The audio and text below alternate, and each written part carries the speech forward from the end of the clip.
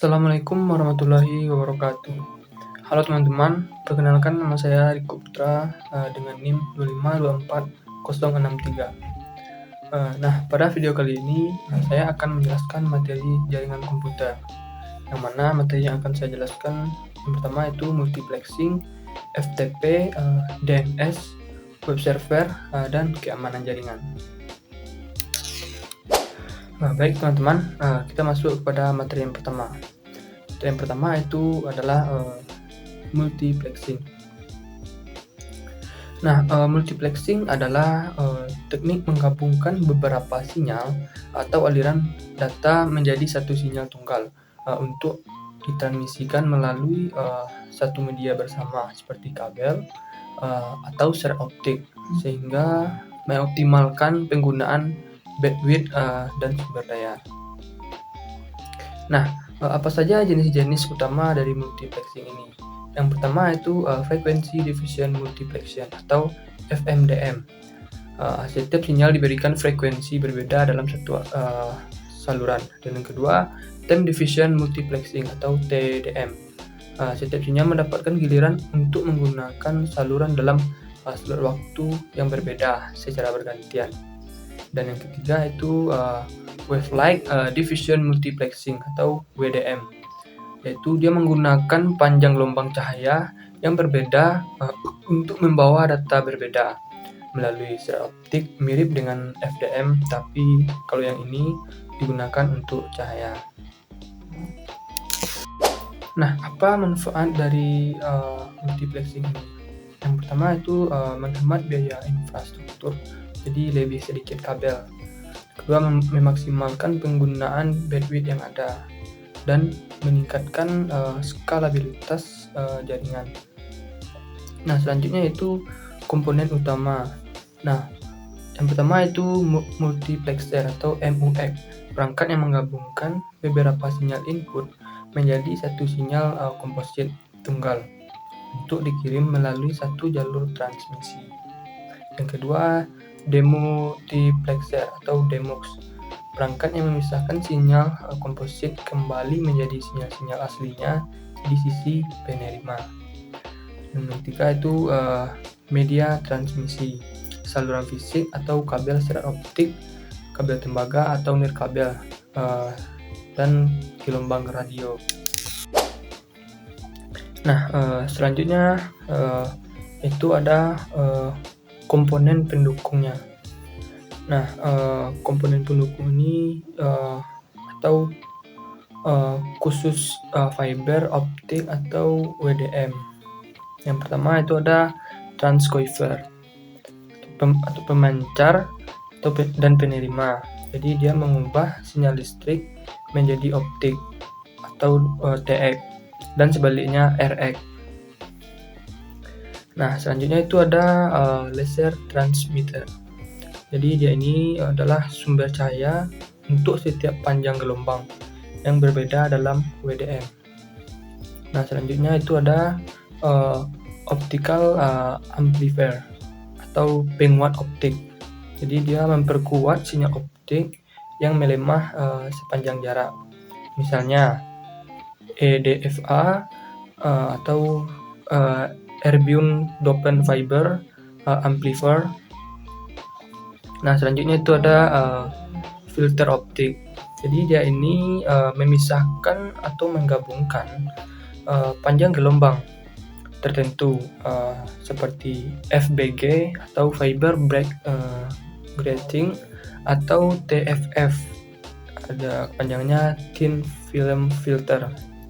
Nah, selanjutnya itu ada optical ADD drop multiplexer atau OADM. Jadi dia ini memungkinkan penambahan ADD atau penghapusan atau drop. Nah, saluran data tanpa menggunakan yang lain di jalur yang sama. Nah, bagaimana cara multiplexer ini bekerja? Nah, multiplexer ini bekerja seperti skalar pintar yang memilih satu dari banyak jalur data input. Misalnya D0 D1, D2, dan D3, dan meneruskannya ke satu jalur output tunggal atau Y berdasarkan kombinasi sinyal biner pada jalur kontrol S0 dan S1. Jadi intinya dia mengubah banyak sinyal menjadi satu atau many to one. Nah, menghemat bandwidth dengan mengarahkan data secara efisien, dan sering digunakan untuk mengontrol bus data dalam komputer atau mengalihkan sinyal audio atau video. Baik teman-teman, kita lanjut masuk pada materi yang kedua, yaitu FTP. Apa itu FTP? FTP ini adalah File Transfer Protocol. Adalah protokol standar di internet untuk mengirim atau menerima file antar komputer, klien, dan server di jaringan atau TCP/IP. Jadi memungkinkan pengguna untuk mengunggah, mengunduh, menghapus atau mengelola file secara efisien, seperti saat mengelola situs web atau mengunduh program. Nah, apa fungsi utama dari FTP ini? Yang pertama itu dia dapat mengunggah atau upload, mengirim file dari komputer lokal ke server. Yang kedua, dia dapat mengunduh atau mendownload, seperti mengambil file dari server ke komputer lokal. Dan juga dapat manajemen file, membuat directory, mengganti nama file, dan juga dapat menghapus file di server. Nah, bagaimana cara kerja dari FTP ini? Yang pertama itu dia menggunakan model client server. Di aplikasi klien seperti FileZilla terhubung ke server FTP, tempat file disimpan. Nah, kedua, dia membutuhkan autentikasi seperti username, password untuk akses yang aman. Meskipun data transfernya tidak terinskripsi secara default. Nah, selanjutnya FTP ini juga memiliki keamanan. Nah, FTP standar tidak aman karena dia mengirim data dalam bentuk teks biasa, termasuk kredensial login. Nah, yang kedua itu ada FTPS. Jadi FTP yang menggunakan secure, dia menggunakan enskripsi seperti SSL, TLS untuk mengamankan sesi. Nah, yang ketiga itu ada SFTP atau SSH, File Transfer Protocol. Jadi dia menggunakan secure shell atau SSH untuk enskripsi lebih umum, dan FTP ini juga cukup aman. Nah, apa manfaat dari FTP ini? FTP atau File Transfer Protocol adalah manfaatnya itu untuk memindahkan file berukuran besar secara efisien antar komputer melalui jaringan, mendukung unggah dan unduh file dengan mudah. Dan juga dapat melakukan percadangan atau backup data di web, dan memungkinkan transfer file yang andal, bahkan jika koneksi terputus dengan fitur melanjutkan transfernya. Baik teman-teman, kita lanjut masuk kepada materi yang ketiga, yaitu DNS. DNS DNS ini adalah singkatan dari Domain Name System. Nah, dalam konteks jaringan komputer, DNS ini adalah sistem seperti buku telepon, internet, yang menerjemahkan nama domain menjadi lebih mudah gitu. Maksudnya lebih mudah diingat oleh manusia. Misalnya www.google.com diubah menjadi alamat IP yang numerik, misalnya 101.335.0.76 yang dipahami oleh komputer. Jadi memungkinkan perangkat menemukan dan berkomunikasi satu sama lain di internet secara efisien tanpa pengguna harus hafal dulu angka IP yang lumayan rumit itu. Nah, bagaimana cara kerja dari DNS ini? Nah, cara kerja dari DNS ini cukup sederhana. Yang pertama itu permintaan. Saat kita mengetik nama domain di browser komputer, komputer itu akan mengirim permintaan ke server DNS. Dan yang kedua, penerjemah.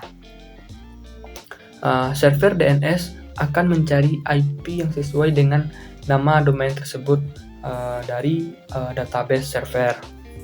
Dan yang ketiga, respon atau cache. Nah, DNS mengirim alamat IP kembali ke komputer kita. Komputer kita akan menyimpan cache atau cache alamat IP ini agar akses selanjutnya lebih cepat gitu. Dan yang keempat, ada cara kerjanya itu koneksi. Jadi komputer kita kemudian menggunakan alamat IP tersebut untuk terhubung ke server atau situs web yang akan kita tuju.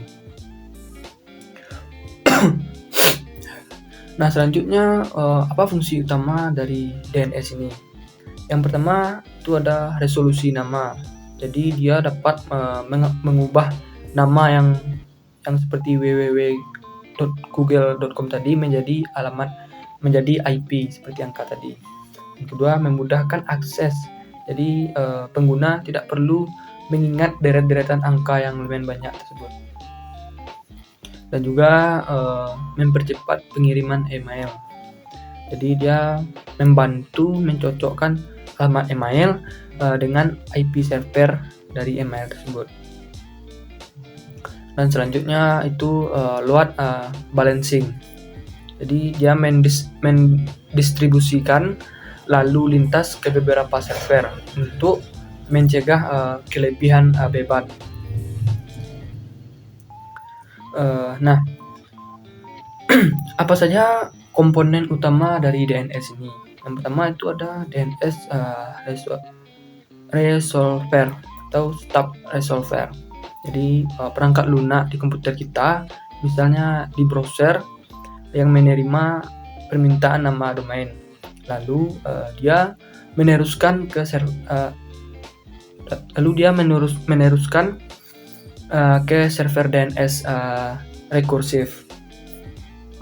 Nah, yang kedua itu ada recursive DNS server atau resolver rekursif. Jadi server ini yang menerima query dari resolver, lalu mencari dan mengumpulkan jawaban dari server DNS lain. Contohnya seperti root, TLD, autoritatif, sebelum dia mengembalikan ke resolver. Nah, selanjutnya itu ada root DNS server. Jadi ini adalah server puncak atau hierarki DNS. Ketika resolver tidak tahu, dia akan bertanya ke root server untuk diarahkan ke server yang lebih spesifik atau TLD server. Nah, selanjutnya itu ada TLD atau top level domain DNS server. Jadi dia mengelola domain tingkat atas seperti .com, .net atau .orang. gitu. Jadi dia mengarahkan server ke server DNS yang berwenang atau autoritatif server tadi untuk domain tertentu. Nah, selanjutnya itu ada autoritatif DNS server. Jadi ini adalah server yang menyimpan catatan DNS sebelum IP address. Jadi dia menyimpan catatan DNS yang sebenarnya seperti IP address dan lain-lain untuk sebuah domain. Jadi ini adalah sumber kebenaran terakhir dan memberikan jawaban akhir.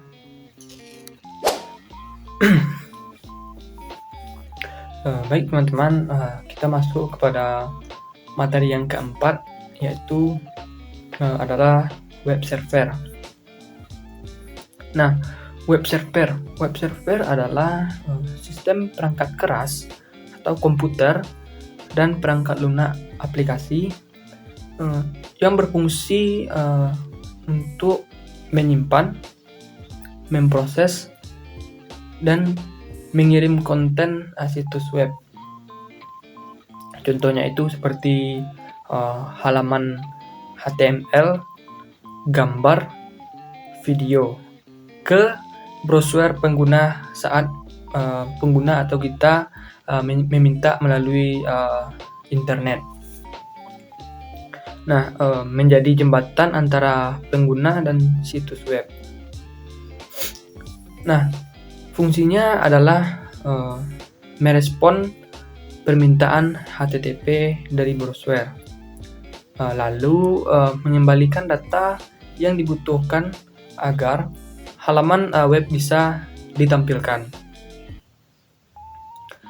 Nah, web server juga memiliki beberapa komponen.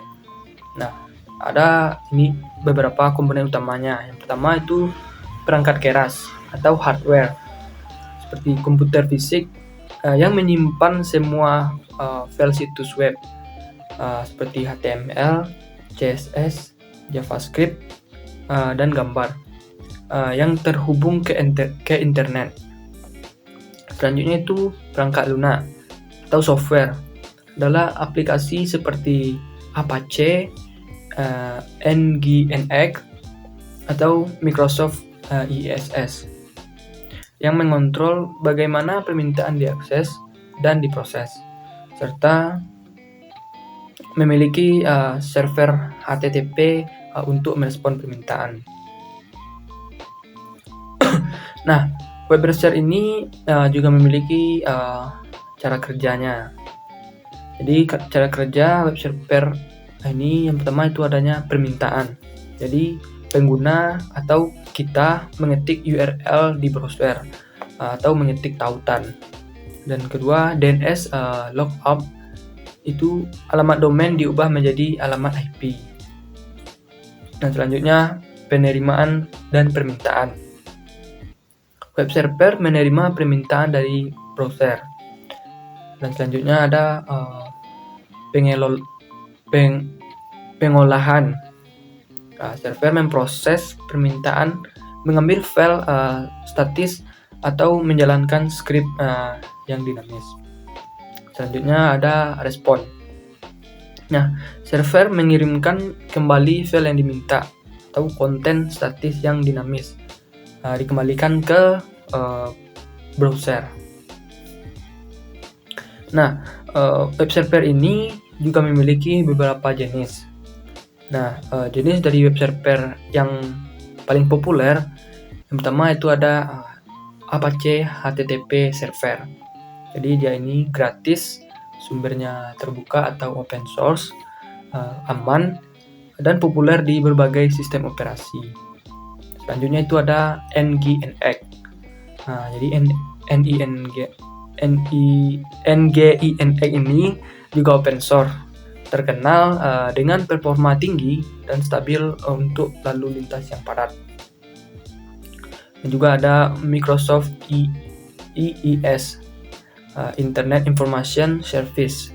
Jadi ini juga sering digunakan untuk interaksi layanan Microsoft dan aplikasi ASP.NET. Nah, Apa manfaat dari web server ini?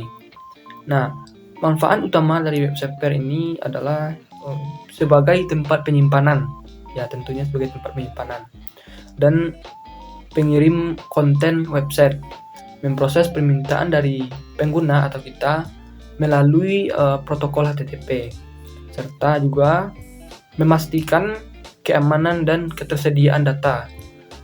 Nah, web server ini juga dapat menghosting banyak website sekaligus, mengelola lalu lintas data atau bandwidth, dan juga web server ini dapat memungkinkan pemuatan konten yang cukup dinamis.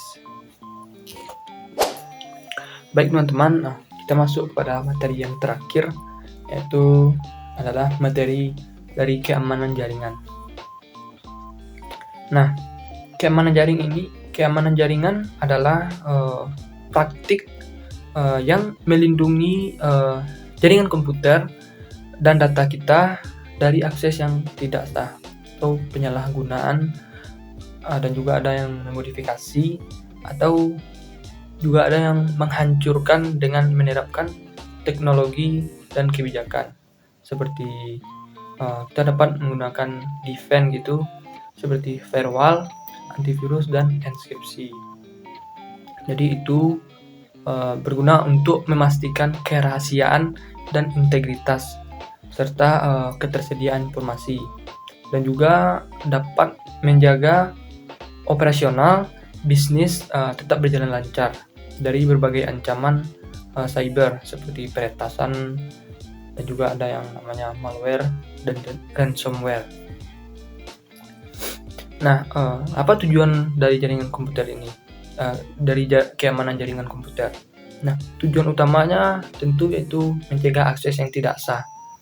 Jadi hanya pengguna yang dapat berwenang yang dapat mengakses jaringan dan data sensitif milik dia pribadi. Dan juga dapat melindungi data. Jadi dia juga dapat menjaga data tetap rahasia, utuh, dan tersedia saat kita butuhkan.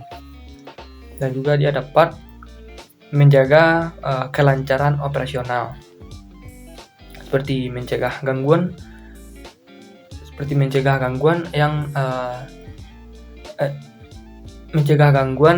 yang menyebabkan kerugian finansial dan reputasi.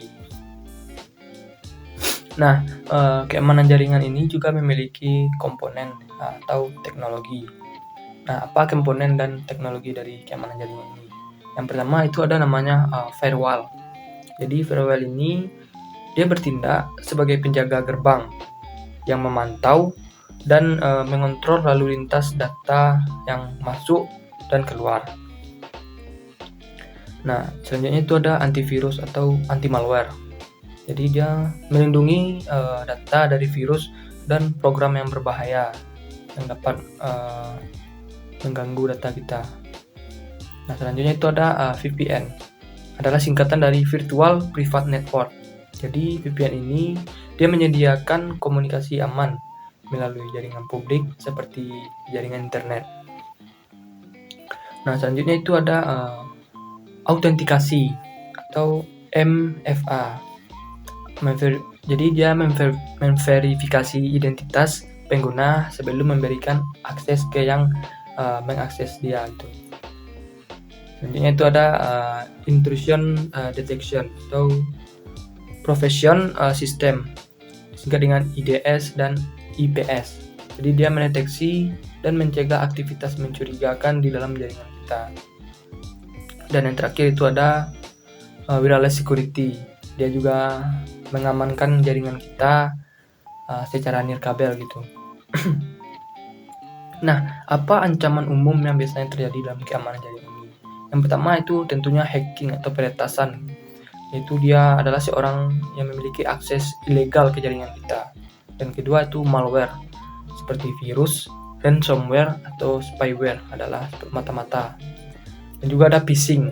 Phishing ini adalah upaya untuk penipuan untuk mendapatkan informasi sensitif kita. Biasanya itu dalam bentuk link-link palsu. Dan juga selanjutnya itu ada DOS, atau singkatan dari Distributed Denial of Service. Jadi ini adalah serangan yang membanjiri jaringan dengan lalu lintas untuk membuatnya tidak bisa diakses gitu. Nah, apa manfaat dari keamanan jaringan komputer ini?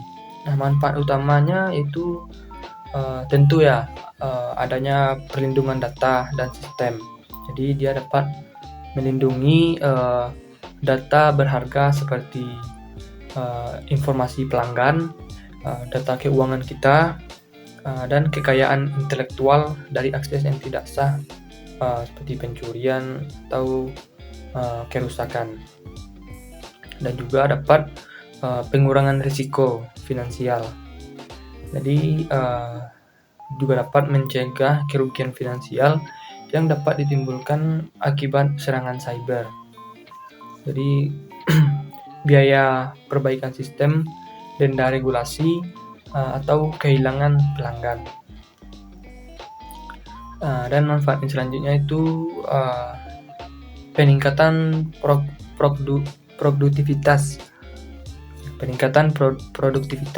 Jadi saat kita menjadi karyawan dapat memungkinkan untuk mengakses informasi dan sumber daya dengan cepat dan aman. Dan yang penting itu terutama dalam model kerja jarak jauh gitu. Jadi dapat memungkinkan kita untuk mengakses sumber daya itu dengan jarak jauh gitu, tidak langsung ke lokasi. Baik teman-teman, hanya itu materi yang dapat saya jelaskan pada video kali ini. Jikalau ada materi yang kurang jelas atau kurang lengkap, atau bahkan ada penyebutan istilah-istilah dari materi tadi dari saya yang kurang jelas, saya minta maaf. Dan juga saya berterima kasih kepada teman-teman yang telah menyaksikan video saya dari awal sampai akhir. Saya sudahi dengan Assalamualaikum warahmatullahi wabarakatuh.